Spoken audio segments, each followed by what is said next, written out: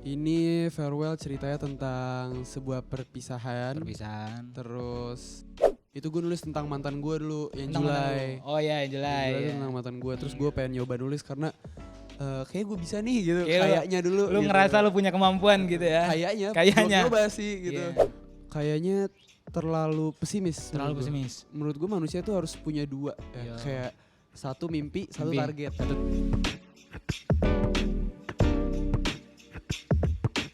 Yo rekan Buana, balik lagi di episode kedua ngobrol bareng Joe Raffi. Mari kita sambut, please welcome Joe Raffi. Halo Joe Raffi, selamat siang. Gimana kabarnya? Baik, Majdi. Alhamdulillah gitu kan. Jadi Joe Raffi ini rekan Buana, dia adalah lu pengen dikenal sebagai seorang musisi atau penulis lagu atau apa sih sebenarnya? Musisi dan penulis lagu. Musisi dan penulis lagu. Jadi Joe Raffi ini merupakan penyanyi yang kemarin ngeluarin tahun 2022 ya, ngeluarin lagu yang berjudul Farewell ya. Farewell. Nah ini kalau boleh tahu ini menceritakan lagu itu tentang apa sih Jo? Ini Farewell ceritanya tentang sebuah perpisahan. Terus dia itu juga menggambarkan perpisahan yang apa ya? Dia tuh sedih tapi ya udah gitu. Sedih tapi bukan ya yang udah. meratap gitu. Bukan Jadi meratap ya. dia ada warna biru kan di situ. Itu untuk ngelambangin itu. Oh, jadi lu sendiri awalnya nih ya, lu tuh nulis lagunya untuk siapa sih? Yang Farewell. Yes. Farewell ini sebenarnya ceritanya tentang orang tua gue. Orang Itu tua. tentang perceraian mereka. Jadi di situ tuh ada kata-kata dari gue, ada kata-kata dari kakak dan adik gue, ada Yes. kata-kata dari bokap nyokap gue juga di situ gue gabungin dan gimana caranya liriknya itu bisa di multitafsir bagi orang-orang yang bagi dengar. orang lain. Mungkin nih rekan Buana jujur sedikit gue sebenarnya agak miss gitu. Gue pikir nih lagu untuk pasangan gitu. Iya. Ya, karena mungkin ya lagu ini tuh kayak kayak gimana sih mendalami gitu kan. Akan namanya kesedihan gitu kan. Terus yang namanya perpisahan. Tapi gue sendiri pengen tahu nih, lu awalnya tuh bermusik sih gimana sih awalnya berkarya gitu. Awal rilis atau Iya, awal lu bermain musik dulu sebelum lu punya karya. gue Ada nggak cerita dulu gitu? gue awalnya itu dulu pas umur 4 tahun lah ya. Umur 4 tahun. 3-4 tahun dulu. Gue kalau sekolah diantar sama nyokap gue naik mobil itu di mobil nyetelnya Queen. Terus gue dengerin suaranya si Freddie Mercury itu aneh menurut gue. Menurut lu aneh? Menurut gue aneh terus gue suka tiru-tiruin. Suka lu tiru. Maksudnya anehnya dalam arti bagus ya, maksudnya Bagus, unik gitu. unik Jadi gitu, gua kayak lu lip sync sendiri gitu. Gue tiru-tiruin sampai gue bisa, terus gue suka, gue tiruin lagi suara siapa, suka gue tiru-tiruin kayak gitu. Awalnya suka dari situ. Nah terus akhirnya lu kayak yakin maksudnya kayak mau memulai gitu, maksudnya kayak pengen ciptain lagu sendiri atau nyanyi itu awalnya dari mana? Awalnya itu, jadi sebenarnya gue suka ikut lomba-lomba. Oh ikut lomba. Lomba-lomba gitu udah pas sekolah gitu kan. Yes. Terus gue sebenarnya nulis itu baru mulai di tahun 2020. 2020. Itu juga Itu pas masa pandemi. masa pandemi ya. Iya, pada pandemi. 2020. Itu gue nulis tentang mantan gue dulu yang Tentang Julai. Oh iya, yang Julai. Itu Ya. tentang mantan gue. Terus gue pengen nyoba nulis karena kayak gue bisa nih gitu. Kayak Kayaknya dulu. Lu gitu. ngerasa lu punya kemampuan gitu ya? Kayaknya. Kayaknya. Belum nyoba sih gitu. Iya. Masih kayaknya terus baru gue memberanikan diri buat coba. Coba nulis lagu. Jadi menurut gue nih rekan Buana, kita tuh harus gimana sih namanya, harus selalu coba terus berusaha gitu. Yang namanya mungkin kesedihan atau apa tuh bisa dihadapin gitu kan. Tapi juga nih gue ada satu hal yang menarik juga menurut gue. Gue coba men-searching lu kan, gue menggali materi nih. Gue ngeliat di sosial media lu awalnya gondrong ya? Iya. Kenapa nih alasan lu potong rambut kenapa? Gue dulu itu gondrong dari awal. Jadi sekolah gue SMA dulu. Yes. Itu dia nggak terlalu strict sama rambut. Walaupun negeri dia tuh kayak ya udah gitu. Iya. Tapi ya nggak gondrong kayak abang-abang juga. Iya. Maksudnya dia kayak kalau sekolah-sekolah negeri biasa kan misalnya rambut kita udah lewatin kuping tuh udah guru tuh udah gimana. Iya, udah Tapi kalau di situ tuh enggak. Jadi Yes. bablas gue dari yang udah lumayan waktu itu kayak sekuping. Iya. Terus lulus gue langsung gak potong lagi. Nggak potong lagi Terus gitu. jadi itu hitungan udah berapa tahun ya?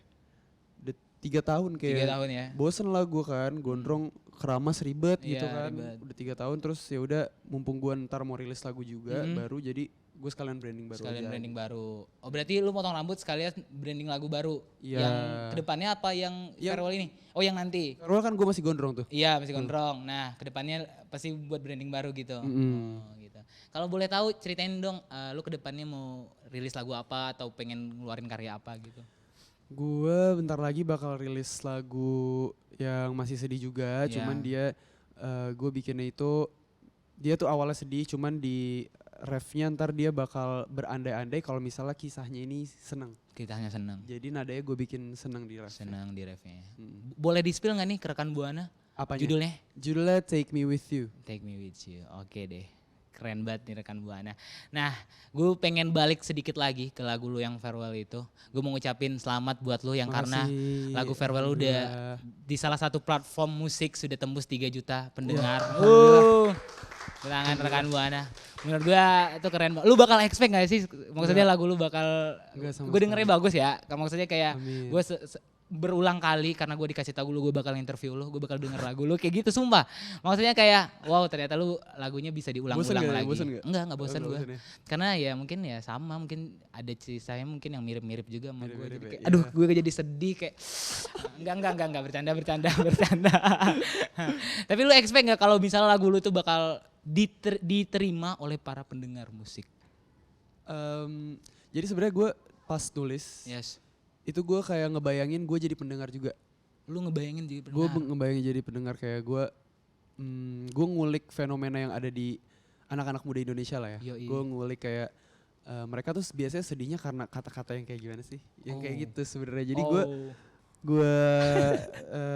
gue cari-cari tuh, gue nulisnya juga struggle juga kan tuh gimana caranya pokoknya pendengaran ini harus relate tapi gue tetap bisa nyampein pesan gue juga Pesan lu kayak ya. gitu. Terus akhirnya alhamdulillah Alhamdulillah.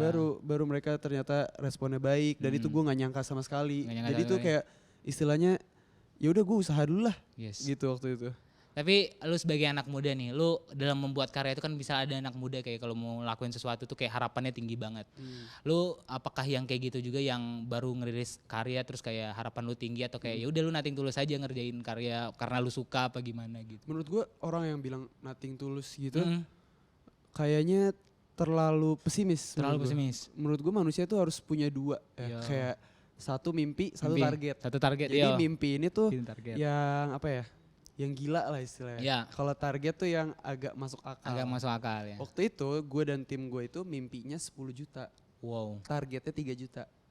Tapi lu sebagai anak muda lu sudah bermimpi 10 juta. Menurut Iya. gua keren dan punya keberanian. Aneh kan? Aneh. Gue dulu juga denger aneh. Iya. Gue kayak 10 juta. Oh iya fix. Bukan Iya. amin ya, tapi fix. Fix ya. Kita bahasa fix gitu. Berarti lu dan tim juga punya ambisi yang tinggi juga gak sih maksudnya? Tinggi banget ya. Gue juga bingung kenapa bisa tinggi gitu.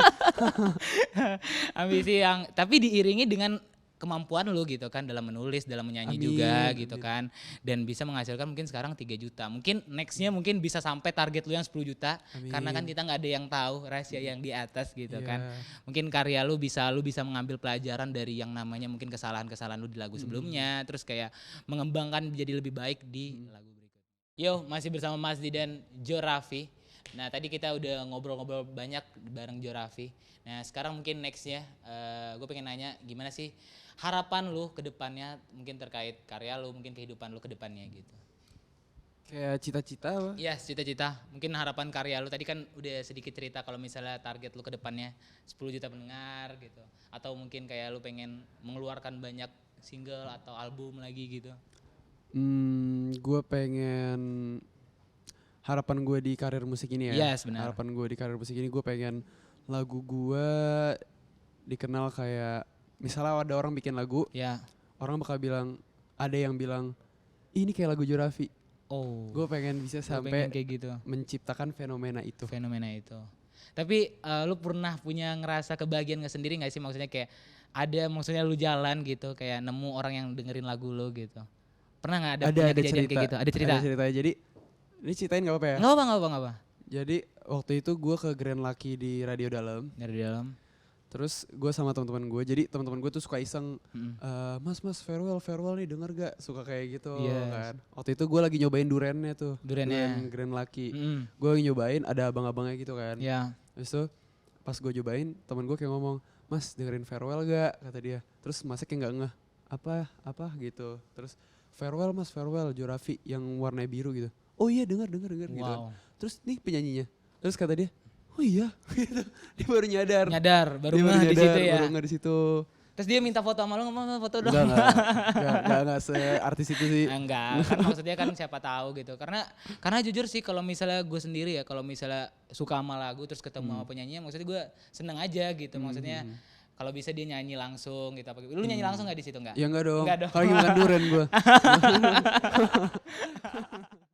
Oke ini rekan Buana, tadi kita udah dengerin langsung obrolan bareng Jorafi. Nah mungkin rekan Buana yang penasaran nih sama suaranya Jorafi gimana. Nah ini eksklusif di Radio Merci Buana, Jorafi bakal nyanyi. Yo stay tune rekan Buana.